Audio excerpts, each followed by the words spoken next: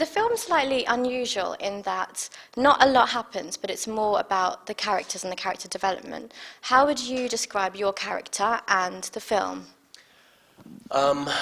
My character is, I play Sid Sharma, who is a 30-something architect in Los Angeles, and he is a lost soul, really.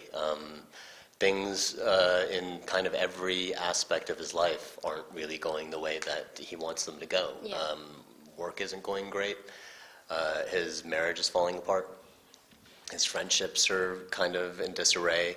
And as we find out, his relationship with his father, played by the wonderful Roshan Seth, is not great. Yeah. And we don't really know why at the beginning. They just, from the second you meet them, or that they meet on screen together, that they don't get along. Mm-hmm. And as the movie unfolds, you kind of find out why their relationship is strained, and you see it from both sides. Mm-hmm. You see from Sid's side, from the son's side, why he feels wrong, and you see from Ashok's side, from Roshan's character's side, what his issues are. And the film is really about these two people who are they're kind of broken, and they need to come together and repair their relationship as father and son in order to move forward as individuals. Yeah. And that's the movie in a nutshell. Uh-huh. What was it like working with Roshan Seth?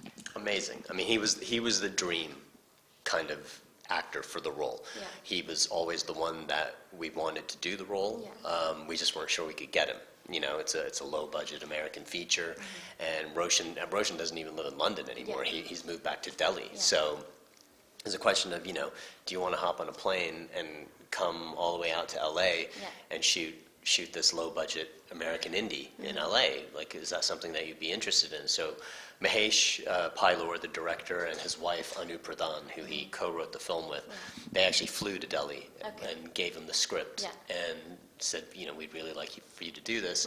And he read it and he loved it, and he said, yeah, I'll do it. So that was once we had Roshan and we knew that central relationship for the film was going to be okay. Yeah. Everything else kind of fell into place.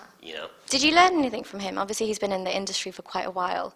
I spoke to him last week, in fact. Oh, okay. And he actually said that it was filmed 5 years ago. It's taken quite a long time for it to be released.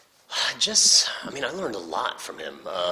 It was really, because this is the first time where I produced and acted in something, and it was a lot. Yeah. Like, I bit off a lot. Yeah. And he could see that I was getting torn in different directions. We would be on set and I'd be kind of dealing with something to do with a lost location, or like getting, extras who could play tennis or whatever it happened to be. Yeah. And he was kind of like, listen, just make sure you've got people here, you've got producers here who can handle this.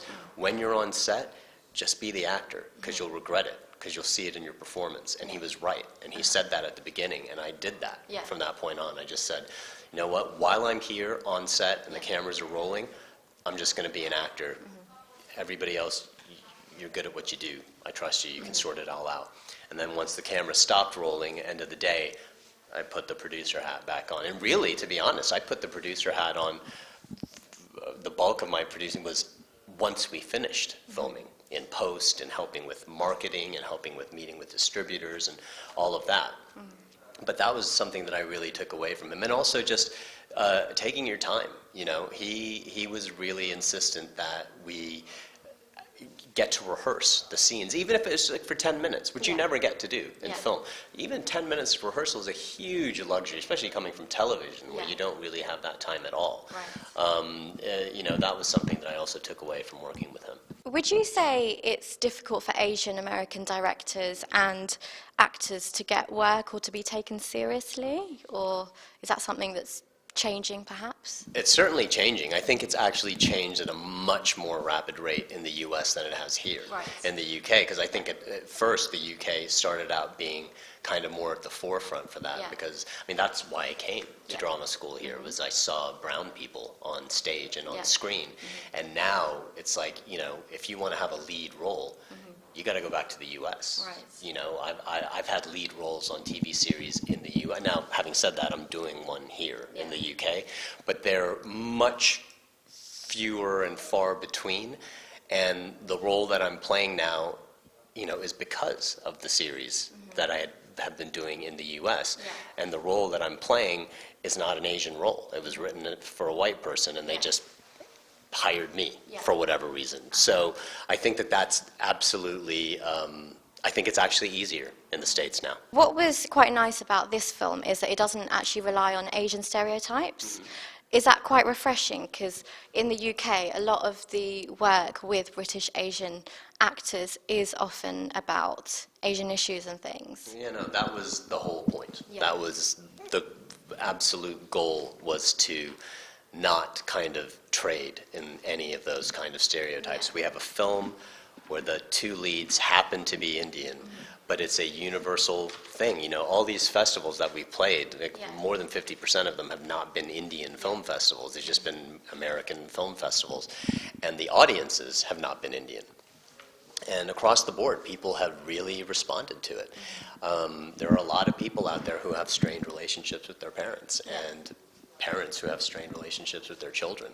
And they're the ones who've really responded to this film in a big way, and like in a really really gratifying way. The Q&As that we've done after the screenings, it's really touched people, and it's really made them think about things and ask questions, and that was the point of the film. The point of the film was not to make an Indian film at all. It was to make something very universal, and something that people from everywhere could relate to.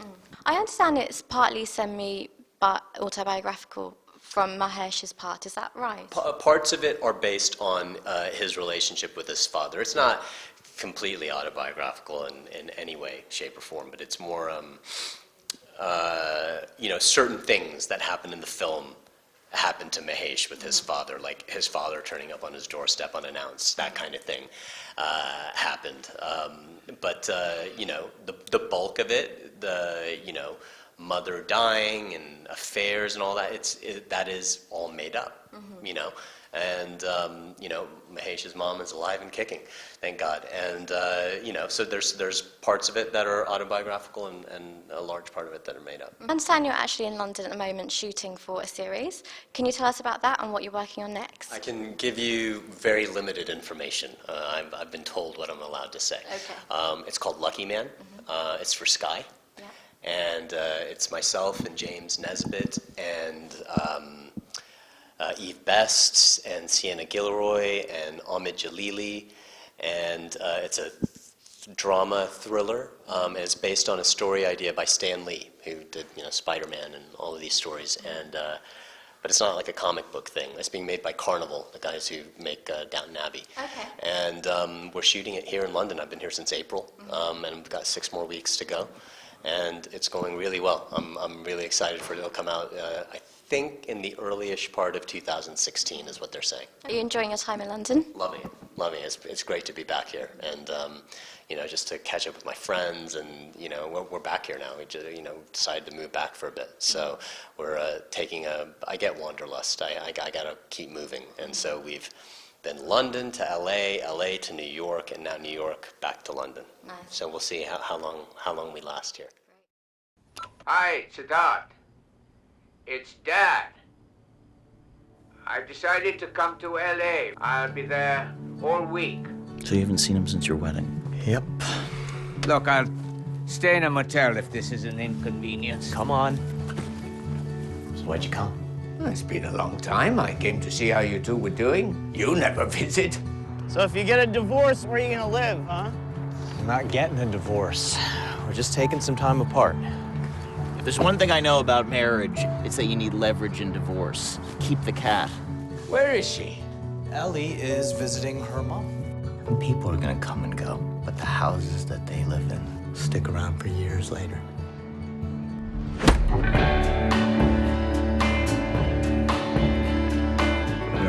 Life's not all about work. Where was she 30 years ago? Did you ever try to find me? You came for her, didn't you?